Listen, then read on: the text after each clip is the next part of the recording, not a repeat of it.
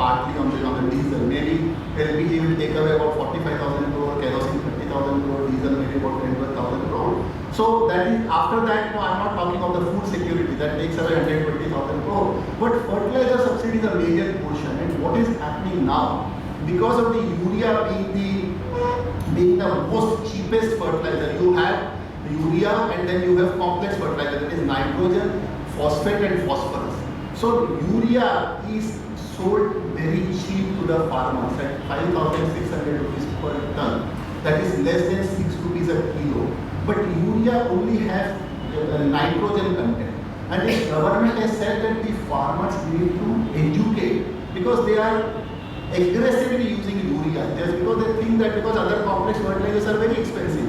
They are sold at a price of maybe 25 to 40 rupees per kg. So they have said that the soil testing, increase in the productivity will all be carried out, and government is confident that maybe about 15,000 crore can be saved by educating the farmers that don't just blindly use the urea, because that is in fact damaging your soil and is not giving you the desired production.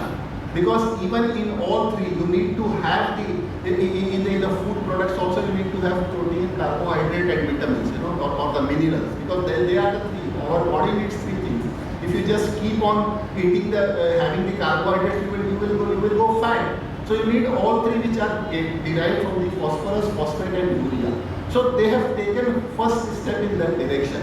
Maybe the oil subsidy is parallel. We have seen now for this fortnight the diesel under recovery will be less than 1 rupee 50 paisa. That's a very big positive, because the kind of roadmap which has been set by the predecessor, let's praise that the staggered hike of 50 paisa in the diesel has been an excellent move of the previous government. And the benefits of that will be seen in the current financial year in the budget. So government is very determined that they will be reducing the subsidy burdens on the various counts. As I said, that fertilizer is one of the areas in which they are moving. Second is the GST roadmap. We all know that the moment goods and services tax. Now, we all are tax consultant. Maybe some of them maybe be practicing on the direct taxes, indirect taxes. If you really talk a businessman, it is really pathetic that many of the products are attracting the VAT as well as the service tax. What is the meaning? How can you really compete with the kind of harassment? Because even the businessman is not advised properly, because he goes and consults, but the department, the VAT, sales tax people will say no, this attracts VAT. The service tax will say no, this attracts service tax. How can you afford to do the business? The goods and services tax, once all the taxes gets converged or at one rate and get merged, that will be really a big booster. That will increase the GDP of the country straightway by 150 to 200 basis points. That will bring the uncovered businessman into the net, and that will improve the revenues also. And if you all recall, the predecessor or the previous government has also tried their level best to implement the GST, but maybe again for political reason, the NDA ruled, or maybe the BJP ruled states were opposing it, because they knew that this government is not going to remain in the power. Then probably the credit of implementation of GST were always expected to be taken by the new government. And they have been fortunate, and now, in fact, the finance minister has said that he is very hopeful. There are only 2 states which needs to be have to be made agree on this GST, and both are NDA ruled state. So I don't think that in fact they would have made the GST made all the states to agree on GST, but they want to bring the other products also, like petroleum, alcohol, which is in fact a very big positive. If you keep the petroleum and alcohol products out of GST, I don't think that the purpose of the GST implementation is going to get achieved. So here in this winter session, probably the amendment bill will be moved. Government is talking of FY15, but maybe that looks far-fetched. They may not be able to implement the GST by then. But even if it is, take the timeline as FY16, first April 16. As I said, take this entire process of the cleaning process, or increasing or improving the economy, are all expected to happen in next 3 years. People have, today only there was news that government is looking to revise the GDP target for this current year to 5%. the kind of fall which we have seen in GDP, if we are able to expect a GDP of 5.5%, then your all tax estimates will start looking quite realistic. So yes, the GST implementation will really be a very big boost, which will improve the GDP, as I said, by 150 basis point to 200 basis point. Apart from increasing, bringing the more taxpayer into the tax rate. In fact, that is the problem. Tax to GDP ratio, direct tax collection to GDP ratio, lowest in the world. So government is trying level best to move in all the areas. Then next is the direct benefit transfer. If you really see now the subsidy, mainly as I said that on account of the fertilizer and oil. For top of two only, in oil also, I am only talking of the kerosene and LPG, because 75,000 crore on those two accounts, 45,000 crore on LPG, 50,000 crore on kerosene, and 75,000 crore of fertilizer subsidy. I think that more than 50%, this is my estimate, are not reaching to the right people. In fact, I know these fertilizer companies and all that, they give you one truckload of urea because it is at a controlled price, but they put a condition with you that you have to buy, say maybe kind of some spray, plastic spray bottles like this, which is supplied at maybe 10 rupees, 15 rupees, 20 rupees to those fertilizer distributors, while the real cost of that is 1 rupee. And that, those products are sold to the farmers. So indirectly, the gap between the cost of production of urea is about 16, 17, 18 rupees per kg, which is sold at 6 rupees. So wherever you will be having this kind of difference prevailing between the cost of production and selling price, you are going to see the black market really happening. Same thing is happening in case of kerosene. There is an under recovery of about 25 rupees. In case of LPG, there is under recovery of 450 rupees per cylinder. So direct benefit transfer is going to see the benefit directly going to the actual user. Possible that 150,000 crore, which I have said on account of the cooking fuel subsidy and fertilizer subsidy, maybe government will be able to save about 35,000 crore, because there may not be those many claimants, which are now used by the other people. Maybe like LPG cylinders are used by all the hotels, all the commercial establishments, by paying maybe 50, 100, 100 or 200 rupees extra. So direct benefit transfer, for which they are in fact launching the financial inclusion mission on this 15th August, for which yesterday the finance minister made the announcement. Then next step is divestment in PSU. How can they achieve the fiscal consolidation? If you will not divest, if you will not reduce your stake in the PSU, the government has been very categorical in saying that they will keep reducing their stake, obviously by retaining the majority. What do you mean by majority? 50.01%? Take ballpark as 51%. So they are determined, and that is why they have set the aggressive targets. And in fact, the divestment secretary has said that they don't find any reason for mobilizing 67,000 crore as disinvestment and as divestment, the target which they have set. And on the contrary, they have said that they are probably looking to surpass that. And believe me, in fact, the talk on which is going on, that we are not going to see that happening in the next couple of years. They are valuing LIC at 15 lakh crore. You all must have heard that, their quota before presentation of the budget, they all gone and made the presentation to finance ministry that why don't you list LIC also? We have seen the huge interest happening in insurance sector. 15 lakh crore is the valuation which merchant bankers or the experts are giving to LIC. Just imagine if that 10% also is divested.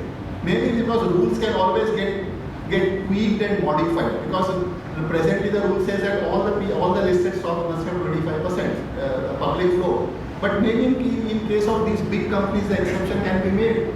So the kind of mobilization, even if they divest 10% in the next 3 years, 4 years, 5 years of LIC, which doesn't seem difficult, and you don't need to have 100% ownership of the government in LIC.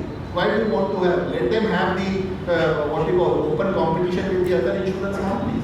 Because maybe if the things are not done on a faster basis, probably they will be seeing the fate of LIC also going in the way we have seen for Air India and BSNL. BSNL was valued at more than 100,000 crore 6-7 years back. What is the value today? Not even 10,000 crore. Same thing was with Air India. About 6-7 years back, it was valued at 50,000 crore. Now it is valued at minus 50,000 crore. That kind of, so see the erosion in the value for lethargy, the price which we pay for lethargy. So government is conscious in taking a call of, I'm just giving you often, this is not in the public domain that, in case of railways, they value the railway investment at 35 lakh crore. Unless and until you bring the reforms, you make the policy transparent, no investor will come to India, and they know that very well. So what my point is that divestment in PSUs is a big focus area which is going to remain. And what will happen, the moment you share your ownership to 51%, the accountability of those companies will increase. Maybe in case of Coal India, they even talked of, Piyush Goyal, the minister, has said that they are contemplating to induct an independent professional on the terms as paid by the private employer. What is the situation now? A PSU CMD gets 1/10 of the salary of the CMD of a private sector bank. If you compare the salary of SBI vis-a-vis ICICI Bank or maybe vis-a-vis Axis Bank, the remuneration or the perquisites or the total pay package is not even 15%. What is got by the, so how can you expect the performance? Obviously there will be some inducement to indulge into corruption by those officials. I'm not trying to pass strictures or I'm not apprehensive about their credibility. So you need to make all these reforms. So yes, the investment of PSUs, if they continue with the process of 100,000 crore every year, if the capital market remains positive, vibrant, that kind of money mobilization is possible, and that entire amount will go for your fiscal deficit reduction. And in that interim period of 3 years, put your house in orders. Maybe in terms of, as I said, GST implementation, for subsidy rationalization, implementation of direct benefit transfer. So you don't have to rely every year on PSU disbursement to the extent of 100,000 crore as an inflow to bring down your deficit, because you cannot. Divestment is a capital receipt, is a non-recurring item. You can't rely on that item forever. But in the interim period, you need to have that. If we are setting up a factory, an entrepreneur, he borrows money, he takes down loan, but he repays that over a period of 5 to 7 years. If you buy a home, we borrow money, we pay that money in maybe 10 to 15 years or maybe 20 years. Even if we borrow for 20 years, we try to liquidate that loan maybe in 8 to 10 years. So divestment is a very big move on which they have again repeatedly focused and reiterated that they will be able to achieve those targets. Then next is curtailing the budgetary support. We have seen about 27, 28 central PSUs are loss-making companies. What we have seen every year, allocations are made to the companies like ITI, FACT, Hindustan Organic Chemical, 500 crore to 5,000 crore. What is the meaning of that? Because inherently, structurally, those companies are all loss-making. You cannot turn them around. You keep pumping in money and they can never get turned around. MTNL. Every year their company is going to make a loss of 5,000 crore. Now they are thinking of merging MTNL with BSNL. They are thinking of closing down. In fact, they have identified 4 or 5 central PSUs which needs to get wound up and liquidated, because they say that the operations are not viable, and that's a very positive move. In fact, there have been some sentimental value attached that okay, Hindustan Organic Chemical or maybe Hindustan Antibiotics set up the penicillin making unit. Now penicillin has been substituted with the cephalosporin, the new generation drug. But because that company was set up by Jawaharlal Nehru because Mrs. Gandhi, Bapu Gandhi, so wife, died because of non-availability of the penicillin. So that cannot be the reason of continuing with that unit, that it has a sentimental value.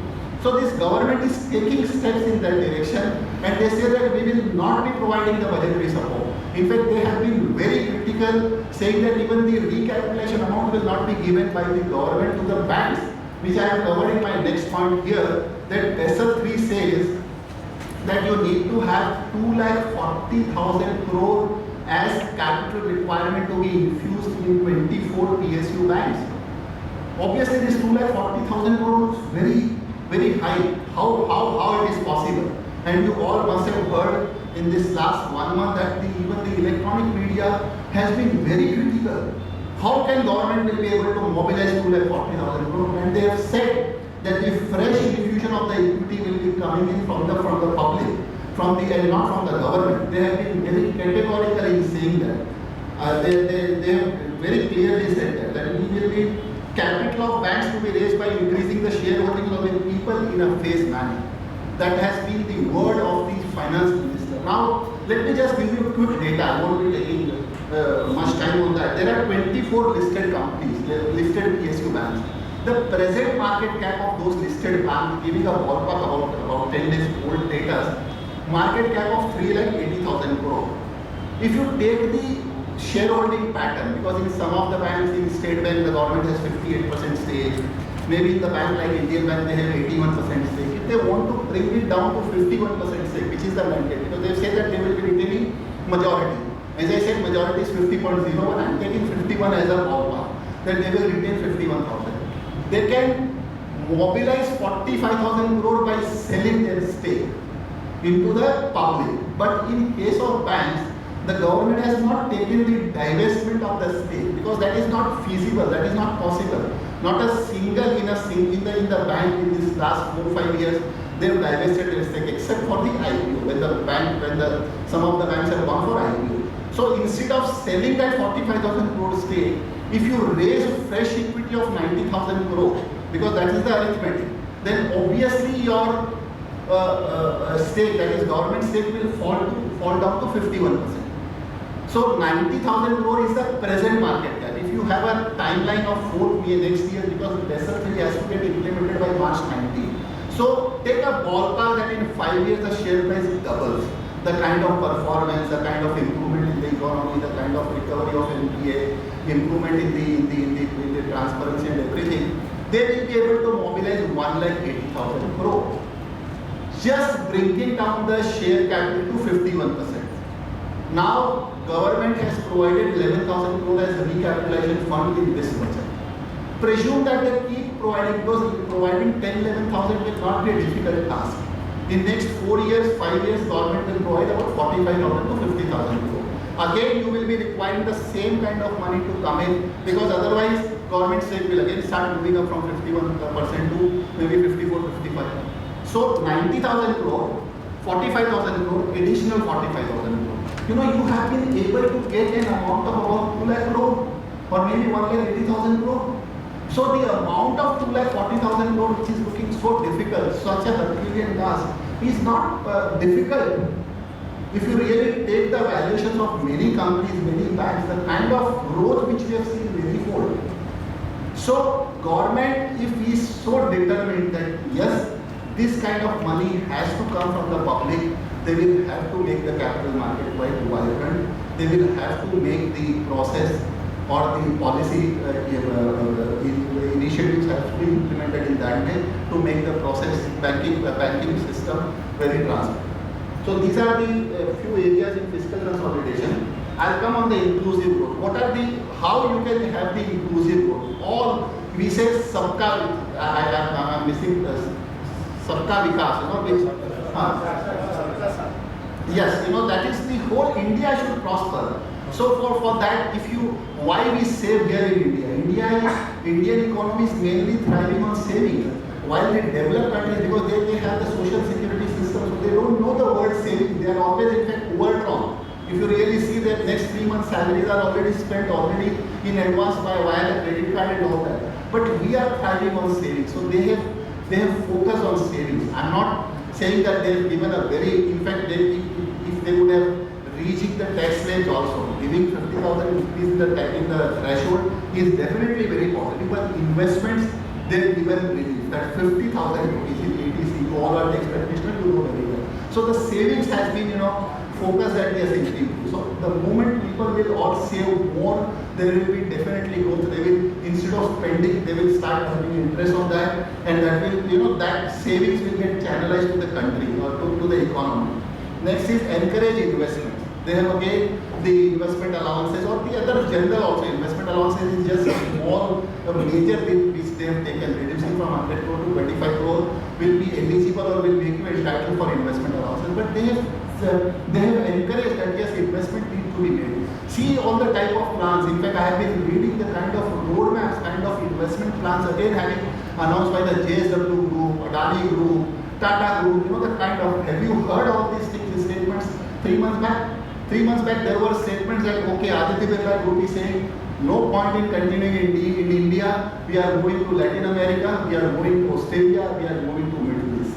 Now you don't see those kind of things, coming in now. You have all the investment plans getting announced by these new all, whether you talk of Ambani Group, Tata Group, Adani Group, as I said, maybe Aditya Birla Group, they have all again, Jindal Group, they have again lined up the investments, which is again very positive for inclusive growth. That will give the employment in the rural part across the province. If you are setting up a project, you are not going to set up the project in a developed city. That will come in the remote area, and that will be really very, very positive. Inviting FDI, 14, this is just a baby step they have taken. One may argue that 49% FDI is not sufficient in insurance and defense. But at least when the 26% FDI was there in defense, believe me that no foreign technology partner was interested in coming to India because the 26% was not encouraging them to come to India. At least now the baby steps have been taken, because if you allow that 51% also now, because they have said 49% FDI with 51% ownership to be retained with India with the control of the Indian government. Fine, because you cannot do it now in the first stage itself. From 49 to 51 increasing FDI is a Herculean task. But at least they have opened the door, and even the foreign investors, they understand that yes, the willingness is there on part of this government, that they are interested in inviting us. So they will come initially with 49%, maybe 2 years, 3 years, 4 years, 5 years down the line. We may see the process getting enlarged. Now today they have only restricted this for insurance and defense. Gradually the new sectors will get opened. As such, only few sectors are restricted. Maybe like media and all that. Those are okay. Those are fine. In telecom and all that, we have already seen. So what my point is that government has realized the necessity of inviting foreign capital, and the baby step has been taken even in the critical and sensitive areas of insurance and defense also. That's a very big positive.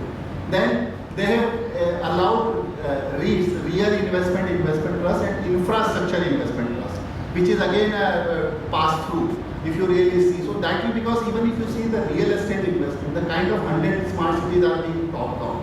You all must have heard yesterday or day before there was a statement of Manoj Gaur, chairman of JP Associates. He was saying, we are eyeing 7 smart cities out of 100 which we are capable.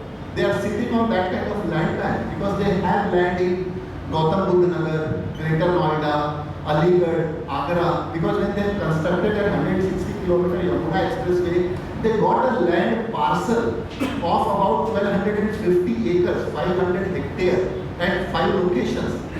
That is not a small quantity. 1250 acres is a big land parcel. So if you are talking of making, so he said that we are eventually eyeing 7 smart cities. And he has said that we are moving out from hydropower, we are moving out from cement, just to curtail our debts, which has really risen to the level of 60,000-65,000 crore. But don't write us off. Don't write us off that we are now nowhere going to remain on the industrial scene. We are consolidating ourselves. So the real estate investment trust and infrastructure investment trust will bring in the huge money. And this is what was demanded by the overseas investor for quite some time, which they have done. Then he has said, that I am continuing. He has categorically said, Arun Jayantli, that I am not dismantled even a single old social schemes. Because there was some allegations that he has dismantled all. He has said, give me name of one scheme which I have dismantled. Apart from that, many of the new social schemes are implemented. We may call it purely as a social scheme, but if you really ask me, I see the color of growth. 7,060 crore provided for smart cities. Some people may argue 7,060 crore se kya hoga? You can't even make one smart city with an investment of less than 7 lakh crore. Even I know that. He has said just to have a roadmap, just to understand the viability, feasibility. Maybe 7,060 crore will not get spent in this financial year. Maybe next year I will provide 10,000, 15,000 crore, and that will be recoverable on the PPP model or whatever basis they award the contract and all that. So this amount is not going into the drain for financing the subsidy or maybe financing the losses or maybe the under recovery as a budgetary support. So we should not take them with a suspicious mind, suspicious view that nothing has been done. These are all projects on the paper. He has been very categorical. So old schemes have been continued. That also is as a part of the inclusive growth which he has been looking on. I will quickly come on the focus on infra. See, infra, as I said, that just should not be seen only from power and road point of view. If you really ask anyone now, they will say infrastructure, power and road. But he has focused on many projects. First, national highway target of 8,500 kilometers in this financial year. Take it from me, you are not going to see implementation of more than 4,500 kilometers. Don't say that, okay, you are so ambitious. I know that in financial year 15, they cannot have the completion of more than, it will be sub 5,000 kilometers. Never mind, they've set the target. Nitin Gadkari has said that after 2 years, or after 3 years, he will be completing 25 kilometers of road per day, which is possible. But at least I am going quickly on the projects where they have identified. In fact, they have set the targets, which are definitely ambitious. They are not going to get achieved or implemented in this financial year. But that is what they are visualizing. The next is PPP model for 15,000 kilometers of gas pipelines. See, the present network of the gas pipeline in the whole country is 15,000 kilometers. He wants to have it doubled. He has again not set the timeline of 1 year, because that probably may take about 8 to 10 years. But again, that roadmap has been given in this budget.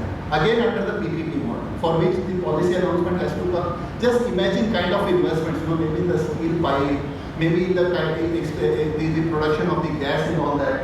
16 new ports to be developed with port connectivity. Those locations will be identified in this year, in this financial year. On that, the feasibility study is already going on. Just imagine 16 ports. Take this situation now, West Coast is totally developed. You have JNPT, you have Kandla, you have Mundra. On the eastern side, you don't have any port developed.